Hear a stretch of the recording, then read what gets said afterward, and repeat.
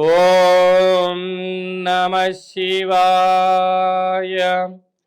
ఓం నమో నారాయణాయ. కర్మ నివారణ నరదృష్టి నివారణ కాల భైరవాయ నమో నమః. ఓం కాళకాలాయ విద్మహే కాళాతీతాయ ధీమహి తన్నో కాళభైరవ ప్రచోదయాతు. హరి ఓం. మా ఛానల్కి స్వాగతం. చూస్తున్న వీక్షకులకు, ప్రేక్షకులకు, సనాతన ధర్మ సంరక్షకులకు, జ్యోతిష్య అభిమానులు అందరికీ కూడా అందరికన్నా ముందుగా ఆంగ్ల సంవత్సర శుభాకాంక్షలు. 2026 సంవత్సరము 1వ తారీఖు 1వ నెల నుండి 31/12/2026 వరకు 12 మాసాలలో ద్వాదశ రాశుల వారందరికీ కూడా సర్వత్రా శుభాన్ని, జయాన్ని, ఐశ్వర్యాన్ని ప్రసాదించాలని మనసారా మనం కూడా కాళభైరవ స్వామిని కోరుకుంటాం. మనకు ఉగాది అనగానే కొత్త సంవత్సరం మనకు ప్రారంభమవుతుంది. ఆంగ్లంలోకి వచ్చిన లోపల క్యాలెండర్ మారుతుంది కనుక ఈ కొత్త ఆంగ్ల సంవత్సరంలో నాకు ఎలా ఉండబోతుంది అనేటువంటిది ప్రతి ఒక్కరము మనం అనుకుంటూ ఉంటాం. కనుక ఈ ఆంగ్ల సంవత్సరం అంతరం కూడా అందరికీ శుభాన్ని, జయాన్ని, ఐశ్వర్యాన్ని ప్రసాదించాలని మనం కూడా మనసారా కోరుకుందాం. ద్వాదశ రాశుల్లో గ్రహ గమనాలు వీక్షింపజేద్దాం. మిథున రాశిలో దేవగురు బృహస్పతి, సింహరాశిలో కేతు సంచార స్థితి, ధనుసు రాశిలో ఏనాడు లేనటువంటి విధంగా చతుర్గ్రహ సంచార స్థితి, రవి, కుజ, బుధ, శుక్ర సంచార స్థితి, కుంభరాశిలో రాహు సంచార స్థితి, మీనరాశిలో శని సంచార స్థితితో ద్వాదశ రాశుల్లో గ్రహ గమనాలు ఈ విధంగా ఉన్నాయి. కనుక ఈ ఆంగ్ల సంవత్సరం అంతా కూడా విద్యార్థులకు మంచి విద్య, ఉత్తీర్ణత శాతంలో పాస్ అవ్వడము, ఉద్యోగస్తులకు మంచి ఉద్యోగాన్ని, వ్యాపారస్తులకు మంచి వ్యాపారము, రాజకీయవేత్తలకు రాజకీయ అవకాశాలు కలిగించాలని మనసారా కోరుకుందాం. మేషరాశి వారందరికీ ఈ 2026 ఆంగ్ల సంవత్సరం అంతా కూడా ఆదాయ వ్యయాల్ని మనం పరిగణలోకి తీసుకున్నట్లయితే ఈ సంవత్సరం వీరికి ఒకవైపు ఏలనాటి శని సంచార స్థితి జరుగుతూ ఉండెను అద్భుతమైనటువంటి ఆనందకరమైన సంవత్సరంగా భావించగలగాలి. ఈ మేషరాశిలో ఏ నక్షత్రాలు వస్తాయనగా అశ్విని నక్షత్రంలోని 4 పాదాలు, భరణి నక్షత్రంలోని 4 పాదాలు, కృత్తికా నక్షత్రంలో 1 పాదం కలిపితే మేషరాశి. రాశాధిపతి కుజ భగవానుడు.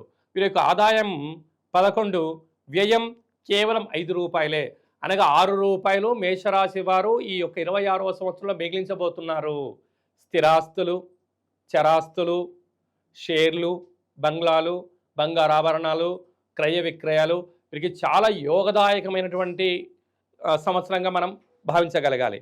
అది ఇక్కడ రాజ్యపూజ్యం అవమానాన్ని గమనించినట్లయితే రాజ్యపూజ్యం 2, అవమానం 4, అంటే ఎదిగే ఒదిగి ఉండాలి అని చెప్పి జ్యోతిర్విజ్ఞానం తెలియజేస్తుంది.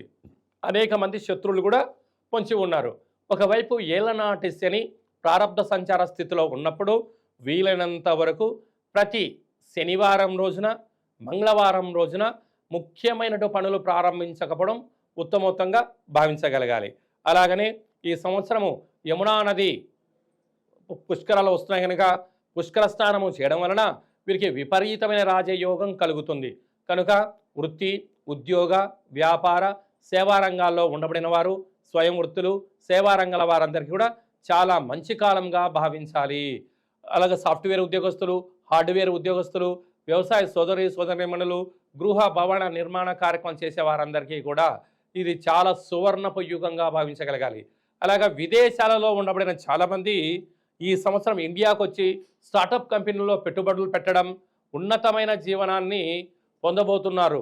కనుక ఇలాంటి కాల సమయంలో మేషరాశి వారు వీలైనంత వరకు శని భగవాను యొక్క స్మరణ, కాళభైరవ స్వామి యొక్క స్మరణ, దత్తాత్రేయ స్వామి వారి యొక్క దర్శనము, పరమేశ్వరుడు యొక్క అభిషేకం వలన ఐశ్వర్యానికి, ఆనందానికి కొదవలేదు అని చెప్పి గమనించగలగాలి.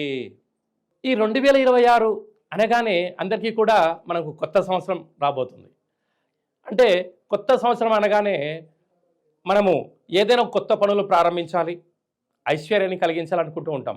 ఎన్నడూ లేని విధంగా ఈ సంవత్సరము గురువారం రోజు రోహిణీ నక్షత్రము తిథియందున ప్రారంభం అవడం, అంటే గురుచంద్రులు అంటే వారము గురువారం అవ్వడము, రోహిణీ నక్షత్రం అవ్వడం వలన గజకేసరి యోగంతో ఈ యొక్క 2026 ప్రారంభమవుతుంది.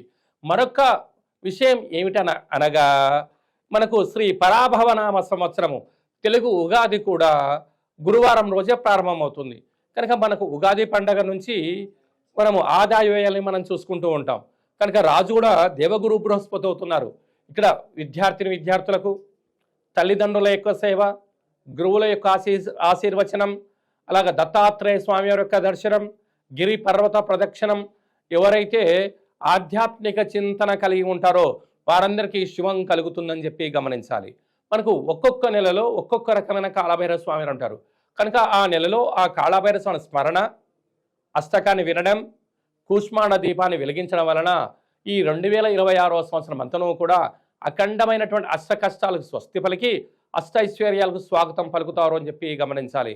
కనుక ఈ 2026వ సంవత్సరం జనవరి నుండి డిసెంబర్ వరకు మనమందరం బాగా గుర్తు పెట్టుకోవాల్సిన ఏకైక మొదటి లక్షణం ఏమిటనగా, పూర్ణిమ తిథి యందు